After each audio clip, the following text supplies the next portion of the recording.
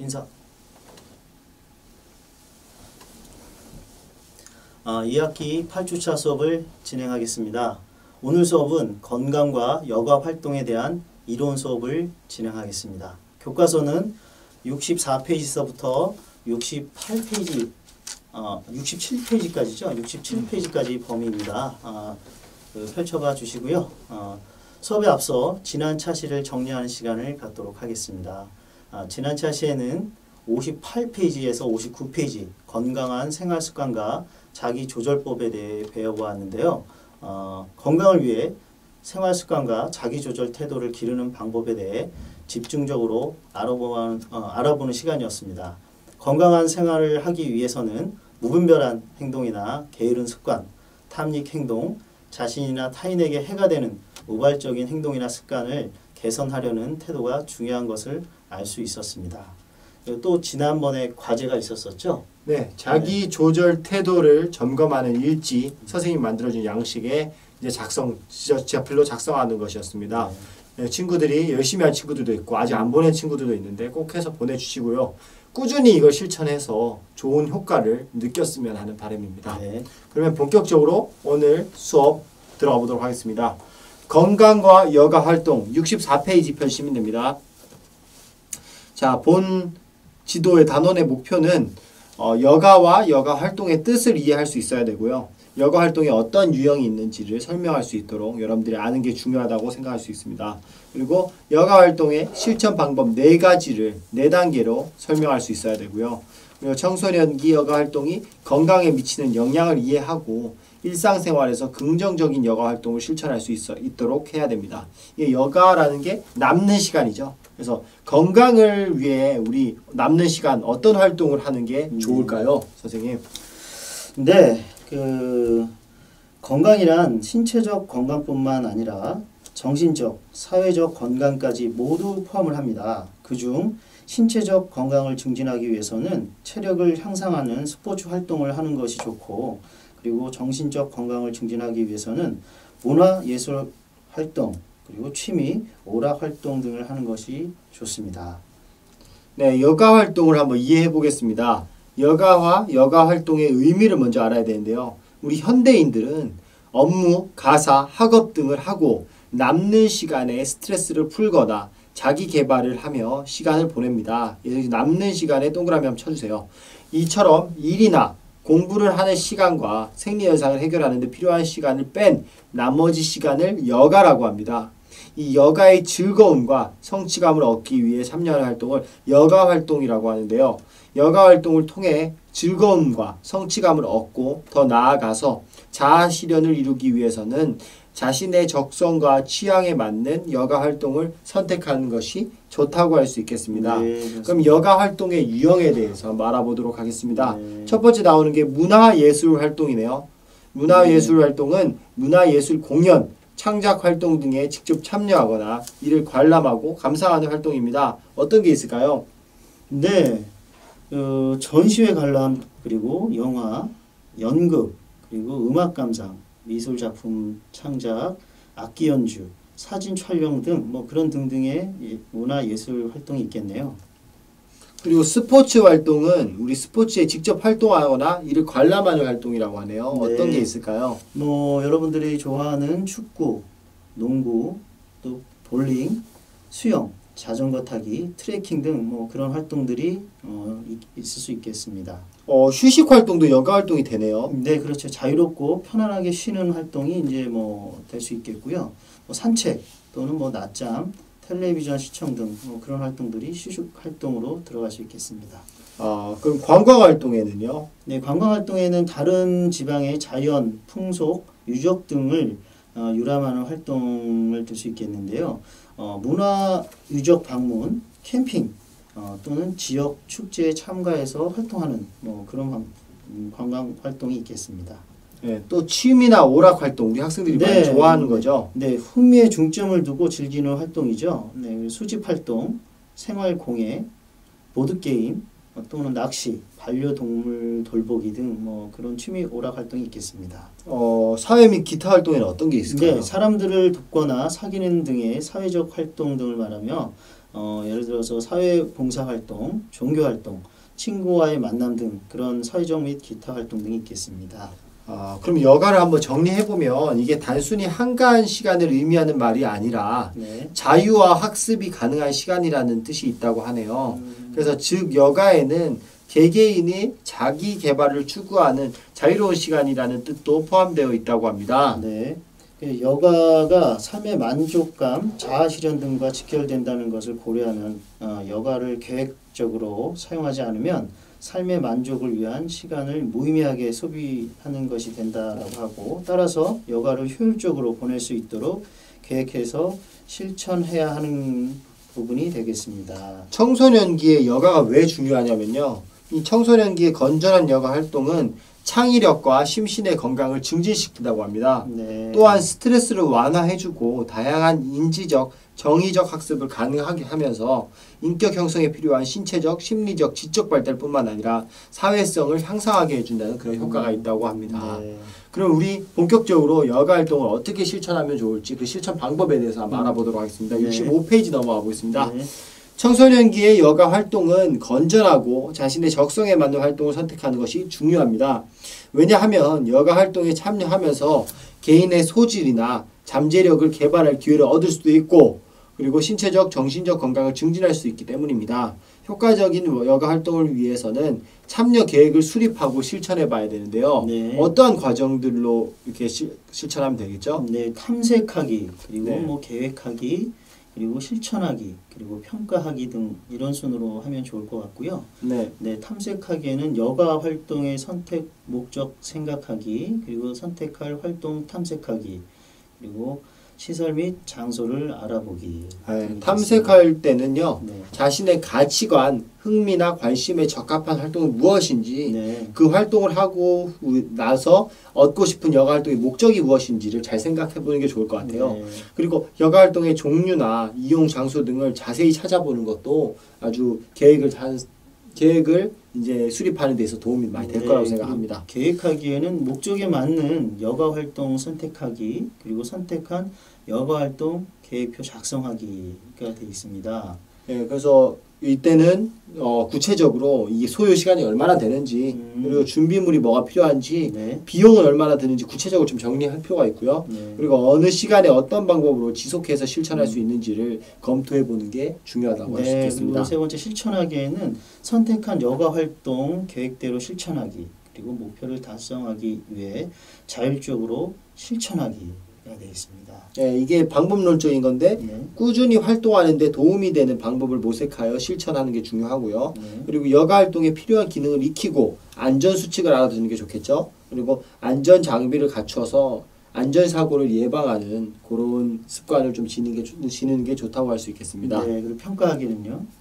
평가하기는 이제 여가 시간을 다 끝나고 마지막에 내 여가 활동이 얼마나 의미 있었는지를 평가하는 건데요. 이 계획한 시간과 장소에서 여가 활동에 참여했는지, 그리고 여가 활동의 목적을 달성했는지, 네. 그리고 여가 활동을 통해서 내가 활력을 얻었는지, 여가 활동을 통해 새롭게 알게 된 것이 있는지, 이제 도화서에 있는 표대로 그렇게 평가를 하시면 될 것 같습니다. 그래서 계획한 대로 활동이 이루어졌는지, 목적이 어느 정도 달성했는지, 뭐 활동 과정에서 새롭게 알게 된 점을 작성하는 게 좋을 것 같고요. 그리고 평가 결과는 내가 다음에 어떤 여가 활동을 계획하는 데 있어서 꼭 반영해서 하는 게 더 좋다고 볼 수 있겠습니다. 밑에 65페이지 하단부에 보면 청소년기 여가 활동이 건강에 미치는 영향이라고 나와 있네요. 네. 이제 2015년에 문화체육관광부에서 그 조사를 한 리서치 자료인데요. 그거 한번 볼게요. 우리 청소년들이 가장 많이 여가 활동을 하는 게 뭐였죠? 15세에서 19세 연령대가 가장 많이 참여한 우리 학생들 연령대 가장 많이 하는 여가 활동이 뭘까요? 네, 제일 많이 참여한 퍼센트를 보니까 28.4%가 나왔는데 인터넷 검색, 채팅 등 주로 이제 많이 하는 28.4%가 나온 내용들이었네요.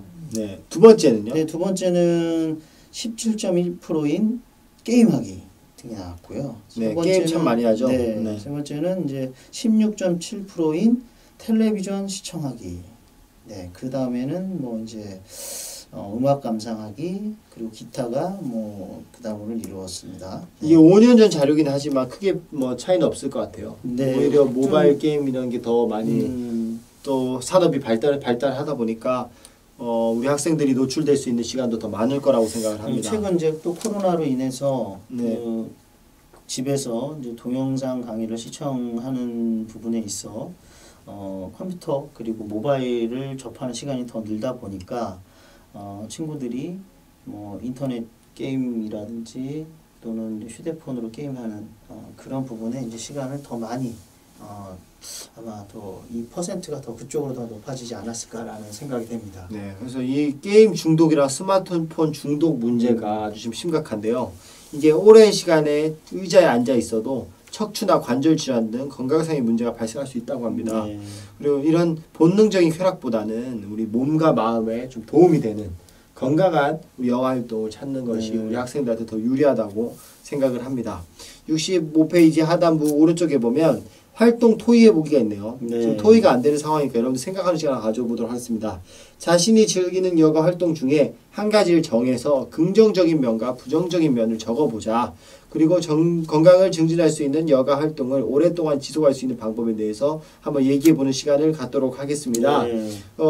그러면 우리 부장님께서 예를 한번 봐주시겠어요? 네. 자신이 즐기는 여가 활동 중에서 한 가지를 정해서 긍정적인 면과 부정적인 면을 적어보고 그리고 체력 증진할 수 있는 여가 활동을 오랫동안 지속할 수 있는 방법에 대해 한번 이야기해 보도록 하겠습니다. 예를 한번 들어봐 네, 주시겠어요? 대표적인 여가 활동으로는 여러분들 마라톤? 네. 네, 또 그런 부분이 있을 수 있고 긍정적인 면으로는 신체를 건강하게 할 수 있고 하나에 집중하여 스트레스를 해소할 수가 있겠고요. 부정적인 면으로는 혼자 하다 보니까 지루하여 가끔 거르게 되는 그런 부분이 있을 수 있겠고 지속 방법에는 혼자 하는 것보다 동호회 같은 것을 찾아서 여러 사람과 함께 활동을 하게 되면 지속적으로 할 수 있는 방법이 또 될 수 있겠습니다. 이런 긍정적인 면, 부정적인 면, 지속 방법 같은 걸 보면서 네. 내가 어떠한 여가 활동을 하는지 참고로 좀 그 기준으로 삼으면 좋을 것 같아요. 네. 우리 청소년들이 여가 활동을 계획할 때 주의할 점이 있다면 어떤 게 있을까요? 네, 종목을 선정할 때 여가 활동을 선택할 때 종목을 적절하게 선정하지 않으면 지속해서 참여하기가 어렵습니다. 그래서 청소년기의 여가 활동 체험이 성인기까지 지속해서 이어질 수 있도록 자신의 흥미와 여건, 여가 활동의 건전성 등을 종합적으로 고려해서 선정을 해야 될 것 같습니다. 장소, 시설, 용구 선정할 때도 중요하죠? 네, 그렇습니다. 그래서 여가 활동을 체험하는 장소와 시설 등은 자신이 사는 지역에서 쉽게 접근할 수 있다는 점을 고려하여 선택을 하는 게 좋을 것 같고 여가 활동에 필요한 용구를 구입하거나 빌릴 때는 자신의 체격과 기술 수준에 적합하면서도 저렴한 가격으로 구할 수 있는 방법을 찾는 게 중요할 것 같습니다. 추가적으로 말씀드리면 이 여가는 혼자 하는 것보다는 또 사람들이랑 서로 사회적인 그런 교감을 하면서 하는 게 더 좋다고 하잖아요. 네, 그렇죠. 이때 같이 운동하는 파트너를 찾을 때는요. 우리 여가 활동에서 가장 중요하고 안전하게 체험할 수 있는 파트너를 좀 찾아야 됩니다. 네, 그렇죠. 그래서 여가 활동의 기술을 체계적이고 올바르게 지도할 수 있는 코치, 선생님, 이런 지도자들과 함께 운동하는 것이 운동을 제대로 배우는데 도움이 될 거라고 네, 그리고 생각을 지속적으로 합니다. 할 수 있는 부분이 될 수도 있겠고요. 네. 그러면 우리 여가 활동이 뭔지는 알아봤으니까 네. 다음에 여가 활동에는 이런 게 있다라고 또 한 종목을 선택해서 알아보는 시간을 갖도록 하겠습니다. 네. 66페이지 펴주시면 되는데요. 66페이지 트래킹이네요. 트래킹을 주제로 한번 오늘 트래킹을 분석해 보도록 하겠습니다. 네. 트래킹을 즐기기 위한 복장과 준비 사항을 우리 알아야 되겠고요. 트래킹 체험을 위한 보행법과 안전 사항을 숙지할 수 있도록 해야 되겠습니다. 또한 여가 활동 목적에 맞는 트래킹 코스를 조사하고 구체적인 계획을 세워서 우리 학생들이 다음 시간에 직접 트래킹을 할 수 있도록 그렇게 한번 해봐야 되겠습니다. 그러면 트래킹 계획하고 실천하기. 이 트래킹은 가벼운 배낭을 메고 산이나 들을 걸어 다니면서 자연을 감상하는 것이 우리 트래킹이라고 해요.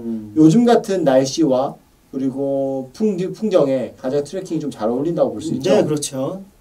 그래서 트레킹에 대해서 우리 아까 우리 계획 단계 지난 65페이지에서 배웠던 그 네 단계 탐색하기, 계획하기, 실천하기, 평가하기 순으로 한번 트레킹에 대해서 한번 분석을 해보도록 하겠습니다. 선생님, 네. 트레킹에 대해서 넘어가기 전에 우리 트레킹은 뭐 유래에 대해서 알고 있어요? 네, 트레킹의 유래는 네. 남아프리카 원주민들이 달구지를 타고 10km에서 한 40km를 집단 이주하던 그런 데에서 유래한 것으로 집단 여행, 탐험 또는 도보로는 이제 여행이라고 합니다. 트레킹의 하루 도보 거리는 15km에서 한 20km 정도이며 산의 높이를 기준으로는 해발 한 5,000m 이상은 등반, 그리고 해발 5,000m 이하는 트레킹으로 구분을 합니다. 5,000m가 넘어가면 등산이 될 수 있고 5,000m 이하는 트레킹이라고 하네요. 네. 이게 근데 뭐 환경에 따라 다르겠지만 보통 우리 일상생활에서의 환경은 그렇게 뭐 강도가 높은 운동은 아닌 것 같아요. 그래서 네. 저강도로 오래 할 수 있는 운동이기 때문에 체지방을 연소하는 데 도움이 많이 될 거라고 생각을 합니다. 네. 자, 첫 번째 스텝 1 탐색하기부터 알아보겠습니다. 목적은요. 시간, 날씨, 장소에 제약을 적게 받는 유산소 운동을 하고 싶다라는 데서 유래가 되고요. 그리고 다양한 코스를 돌면서 문화, 자연 체험을 했으면 더 좋겠다라고 했네요. 그리고 선택할 활동을 탐색할 때, 그리고 시설 및 장소를 알아볼 때, 트레킹이 좀 적합한 운동이다라고 결론을 낼 수가 있겠습니다. 계획하기 단계에서는 뭐 어떻게 했죠? 네, 시간과 장소에는 주말, 지역의 국립공원 뭐 등을 이제 장소로는 이렇게 알아보면 좋을 것 같고요. 그리고 같이 하는 사람, 뭐 가족이 될 수도 있고 친구도 될 수 있겠고, 준비물, 음료수, 소금, 비상약, 그리고 도시락 또는 날씨에 맞는 복장 등을 갖추는 게 좋을 것 같고요. 그리고 유의사항으로는 트레킹은 거리와 날씨에 따라 준비물을 챙기고 휴식 계획을 또 세워서 해주면 좋을 것 같습니다. 네. 그럼 스텝 3입니다. 우리 실천을 해봐야겠죠. 실천하기 전에 네. 우리 준비할 게 뭐가 있는지 한번 알아볼게요. 트레킹을 할 때는 땀이 잘 배출이 되는 옷차림을 하는 게 좋죠. 그렇죠. 그리고 걸을 때 충격을 흡수할 수 있는 트레킹화를 착용하는 것이 안전하다고 할 수 있겠습니다. 네. 복장은 어떤 게 좋을까요? 네, 바람을 막아주고 비가 올 때는 비옷으로도 사용할 수 있는 것을 선택해야 되고, 그리고 배낭을 멜 때는 무거운 물건과 가벼운 물건을 잘 배치하여 신체에 무리가 가지 않도록 해서 배낭을 준비해 주는 게 좋을 것 같고, 여러분들 뭐 등산 또는 트레킹 할 때 이제 스틱을 이용하는데 스틱에는 T자형 스틱과 I자형 스틱이 있는데 일자형이죠. 일자형 스틱을 선택하는 것이 되도록이면 좋을 것 같습니다. 그리고 등산화 또는 트레킹화는 방수와 통풍이 잘 되는 운동화보다는 5mm에서 10mm 정도 큰 것을 선택하여 발이 좀 여유를 가져줄 수 있는 등산 트레킹화를 선택하는 게 좋을 것 같습니다. 66페이지 왼쪽 하단부에 보면 안전 팁이 있네요. 네. 날씨 변화에 대비해야 되고요. 그리고 자신의 체력에 맞는 코스를 선택해야 됩니다. 그리고 혼자보다는 2-3명씩 모둠을 이용해서 내가 만약 부상에 있거나 어려운 상황에 놓였을 때 도움을 줄 수 있게 이렇게 모둠별로 이렇게 가는 게 좋습니다. 네. 또한 영양 공급을 할 수 있는 간식, 초코바 같은 거 있죠. 네. 에너지바 같은 거. 네, 그런 거 음료수. 준비해도 좋고. 네, 그렇죠. 물이 있으면 더 안전하고 즐거울 것 같습니다. 네. 그리고 또 어둠에 대비해서 야간 조명, 손전등, 헤드램프 등을 준비하는 것이 좋다고 할 수 있겠습니다. 네, 그렇습니다. 자, 준비 운동을 그러면 한번 알아볼까요? 네. 준비 운동은 발목, 무릎, 다리 근육을 중심으로 스트레칭하는 건데요. 어떤 게 있을까요? 네, 무릎 관절 및 대퇴근 스트레칭을 해주는 그림을 보면 그 스트레칭이 있고, 또 종아리 근육 스트레칭을 해주는 방법이 있고요. 다리 앞뒤 스트레칭, 그리고 발목 스트레칭, 어깨 및 대퇴 안쪽 스트레칭, 옆구리 스트레칭 등이 있겠는데, 이런 스트레칭을 통해서 부상을 방지하고 좋은 트레킹이 될 수 있도록 안전을 확보하는 게 좋을 것 같습니다. 자, 그럼 이제 준비가 다 끝났으니까 한번 즐겨보도록 하겠습니다. 네. 트레킹은 올바른 자세로 걸어 다녀. 우리 67페이지 펴주세요. 올바른 자세로 걸어야지 그 다리나 관절에 무리를 주지 않고 운동 효과를 볼 수 있습니다. 네. 경사나 관계없이 발바닥 전체로 걷는 게 좋고요. 경사에 맞춰서 보폭이나 상체 자세를 조정하는 것이 좋다고 할 수 있겠습니다. 이 자세가 굉장히 중요하잖아요. 네네. 이 걷기 자세에 대해서 좀 구체적으로 설명을 좀 해주시겠어요?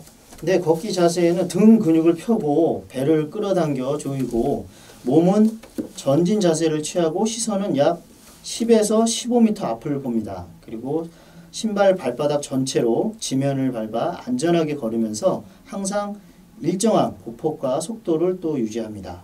보통 호흡 한 번에 두 걸음을 기본으로 하여 걸으면서 두 번 내쉬고 한 번 크게 들어 마시는 리듬에 맞추어 걷는 것이 좋을 것 같습니다.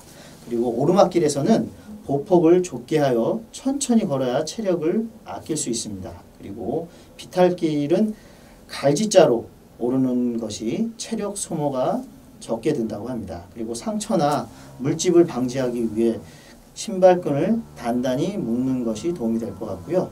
내리막길에서는 천천히 한 발 한 발 조심스럽게 내딛고 뛰어내려오는 것은 넘어질 위험이 있을 뿐만 아니라 발목이나 무릎, 허리에 부담을 주어 관절을 상하게 하는 원인이 될 수 있으니 되도록 피하는 게 좋을 것 같습니다. 네, 그래서 정리를 해보면 평지를 걸을 때는 발 뒤꿈치가 먼저 닿고 그 다음에 발바닥 전체가 바닥에 닿도록 해야 되고요. 네. 시선은 우리 멀리 봐야겠죠. 네, 그래야지 그렇죠. 우발 상황에 미리 대처할 수 있겠죠. 10m에서 15m 앞에 두는 게 좋습니다.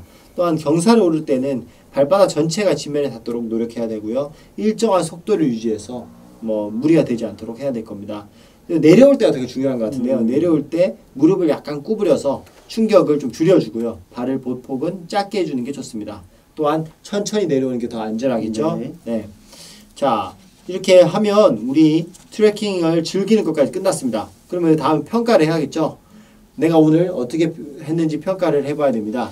평가할 때는 우리 트레킹 활동 후에 만족도를 평가하고 자신이 간 트레킹 코스 중에 소개하고 싶은 곳을 선정해서 발표한다라고 되어 있습니다. 요거는 제가 정리해서 우리 3차시 때 네. 또 실습 과제로 그렇게 두도록 하겠습니다. 그래서 우리 친구들이 트레킹하면서 영상도 찍고 그 친구들한테 내가 갔던 코스도 소개하고 이런 시간을 준비하도록 하겠습니다. 네. 그거는 3차시 때 이제 텍스트를 확인해 주시면 좋을 것 같고요. 이제 67페이지 하단부 보면 활동 창의 융합을 한번 주목해 주시겠어요? 네. 다음 주제에 맞는 트레킹 코스를 조사하고 주제별로 자신이 가보고 싶은 트레킹 코스를 이제 선택해서 트레킹 지도를 완성해 보자 되어 있습니다. 우리 주변에 서울에 혹시 트레킹 할 만한 곳이 있을까요? 서울에 가볼 만한 곳은 서울 둘레길. 네, 서울의 아름다운 역사, 문화, 자연 상태 체험을 스토리로 엮어 둘레길 탐방객들이 느끼고 배우고 체험할 수 있는 곳이 될 수 있겠습니다. 네, 그 밖에 우리 지방에도 둘레길 다 많잖아요. 네, 지방에는 지리산 둘레길도 있고요. 네. 네, 그래서 한번 지리산에는 그 주변 3개, 3개도 그리고 5개의 시군이 연결되어 있어서 자기 성찰과 걷기 문화를 체험할 수 있는 숲길이 잘 조성되어 있습니다. 그렇군요. 그 밖에도 금강 소나무 숲길, 백두대간 둘레길, 네. 내포 문화 숲길, 한라산 둘레길 등이 있거든요. 네네. 이런 그렇죠. 거 찾아서 지방에 한번 트레킹을 하러 갔다 오는 것도 지금 의미가 있는 우리 해외 여행이 안 되는 상황이니까요. 네, 그런 것도 좀 가족들이 함께 가는 것도 즐거울 거라 생각이 되네요. 네. 그리고 트레킹 할 때 사진 보니까 스틱을 사용하고 있잖아요. 네, 스틱을 네. 사용하죠. 네. 스틱을 사용하는 방법에 대해서 제가 추가적으로 설명을 해볼게요. 스틱의 길이는 잡았을 때 팔꿈치가 직각을 이루도록 조절하는 게 좋습니다.